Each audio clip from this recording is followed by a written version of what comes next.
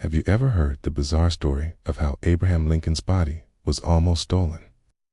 It sounds like something straight out of a movie, but it really happened, and the reason why is even crazier.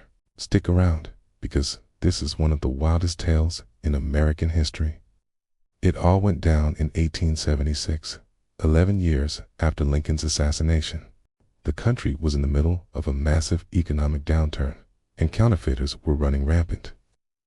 One of the best engravers in the business was a guy named Benjamin Boyd. The Secret Service, which was originally created to fight counterfeiting, finally caught up with Boyd and sent him to prison for 10 years. This is where Big Jim Kinley, the head of a Chicago counterfeiting ring, enters the picture. With his top engraver behind bars, his entire operation was crippled. Kinley needed Boyd back, and he hatched a truly audacious plan to get him. What was his big idea? He was going to steal Abraham Lincoln's body and hold it for ransom. The demand? A full pardon for Benjamin Boyd and $200,000 in cash. Yes, you heard that right. He wanted to trade the body of a beloved president for his best criminal employee. So, on election night, November 7, 1876, Kinley sent his crew to Oak Ridge Cemetery in Springfield, Illinois. The team consisted of a couple of his cronies, Terrence Mullen and Jack Hughes. Their plan seemed simple enough. Break into the sarcophagus, put Lincoln's coffin in a wagon, and ride off to the Indiana Dunes to bury it until their demands were met. But there was a problem. Kinley's crew needed an expert grave robber, so they recruited a man named Louis Sweigels. What they didn't know was that Sweigels was a paid informant for the Secret Service. He was a mole, a roper they called him, and he tipped off the authorities about the entire plot. On that fateful night, as Mullen and Hughes pried open the marble sarcophagus and started to lift the heavy cedar coffin, they realized they couldn't do it alone.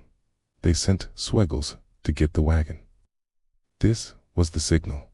Instead of returning with a getaway vehicle, Sweigels alerted the Secret Service agents who were hiding in the dark, waiting for the perfect moment to spring their trap.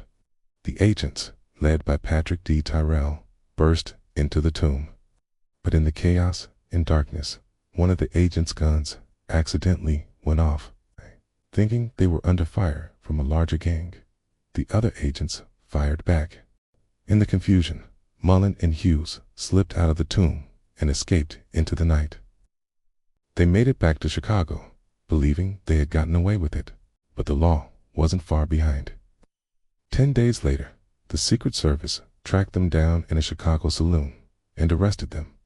The trial itself was a spectacle. Since there was no specific law against stealing a body at the time, they were ultimately convicted of conspiracy to steal a coffin and sentenced to just 1 year in prison. 1 year for trying to steal the body of Abraham Lincoln. After this shocking event, Lincoln's coffin was secretly reburied in an unmarked grave in the basement of the tomb to protect it from any future attempts. It wasn't until 1901 that his body was permanently interred in a steel cage, encased in 10 feet of solid concrete, where it rests securely today.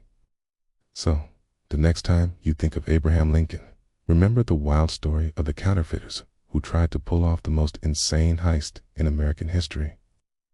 It's a powerful reminder that sometimes the truth is far stranger than fiction. Thanks for watching.